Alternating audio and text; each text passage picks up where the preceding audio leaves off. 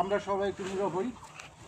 সবাইকে ইম্মানুয়েল, আমি পিতা ঈশ্বরকে ধন্যবাদ দিই যে আজকে এই পরিবারে আমরা আসতে পেরেছি এবং আপনারা দেখতে পাচ্ছেন যে এই প্রতিবন্ধী ছেলেটার জন্য আমরা একটা হুইল চেয়ার উপহার হিসেবে নিয়ে এসেছি।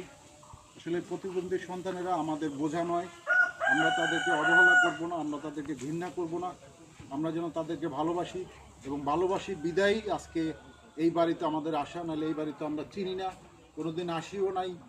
তারপরেও ঈশ্বর, আমি মনে করি যে ঈশ্বর আমাদেরকে পাঠাইছেন যে তোমরা সমুদয় জগতে ঘোরো, কোথায় অসুস্থ মানুষ আছেন, কোথায় প্রতিবন্ধী মানুষ আছেন, কোথায় সুবিধা বঞ্চিত মানুষ আছেন, তাদেরকে খোঁজো, তাদেরকে সেবা করো। আপনারা অনেকেই জানেন যে আমাদের এই প্রতিষ্ঠানটা 15 জনের একটি মেম্বার, মাসে 300, 200, 500 টাকা জমাতে জমাতে সেই অর্থ দিয়ে আমরা এই হুইল চেয়ার, ওয়াকার, লাঠি, হ্যান্ড ক্রেস এগুলি বিতরণ করে থাকি। আমাদের অনেক কষ্টের পয়সা একটু একটু করে জমাই তারপরে এই কাজগুলি আমরা করে থাকি। আসলেই আপনাদের সবার কাছে রিকোয়েস্ট করব, আমাদের দেশে এরকম অনেক মানুষ আছেন যারা এই ধরনের অসহায় মানুষদেরকে খুঁজে বেড়ায়, তাদেরকে একটু সাহায্য করার জন্য, তাদের পাশে থাকার জন্য, কিন্তু তারা এরকম একটা ঠিকানা খুঁজে পায় না যে আমরা কাদের মাধ্যমে এই কাজটা করতে পারি, বা এরকমও হয় যে আমি নিজে করতে চাই, নিজের কাজটা নিজের হাতে করতে চাই, তারা আসলে সেই জায়গাটা খুঁজে পায় না।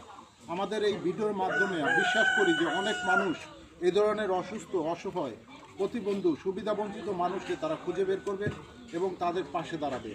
আমি রিকোয়েস্ট করব যে আমাদের মাঝে এক স্যার আছেন, যদি উনি এই এলাকার না, এই এলাকায় থাকেন, রিকোয়েস্ট করব ওনাকে কিছু বলার জন্য। ধন্যবাদ। আমি প্রথমে ধন্যবাদ জানাচ্ছি কর্তৃপক্ষকে, যারা এরকম অসহায় মানুষের পাশে এসে দাঁড়ায়, সহযোগিতা করে, তাদের দীর্ঘায়ু কামনা করছি। এবং সারা বিশ্বে, সারা দেশে এ ধরনের প্রতিবন্ধীর অভাব।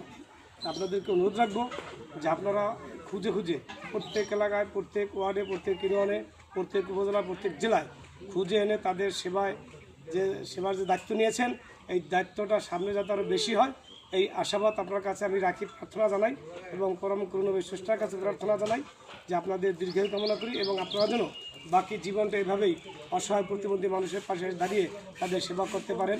এই জন্য সকলকে ধন্যবাদ জানিয়ে আমার সংক্ষিপ্ত কথা এখানে শেষ করছি। ধন্যবাদ সকলকে।